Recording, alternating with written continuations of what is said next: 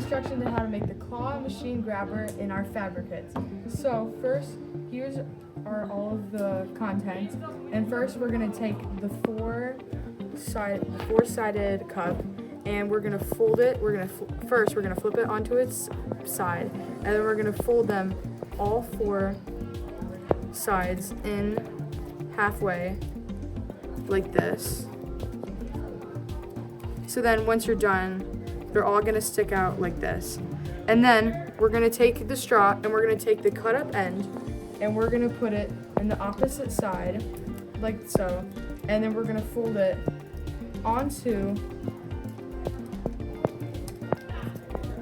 the cup, and we're gonna take the sticker that you have here to attach them.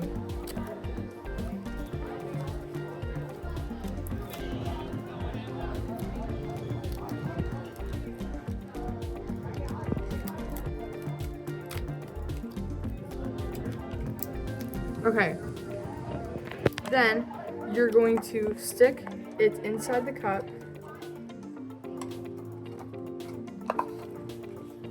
So then, once you bring it all inside, you have your grabber. And there you go. Have fun.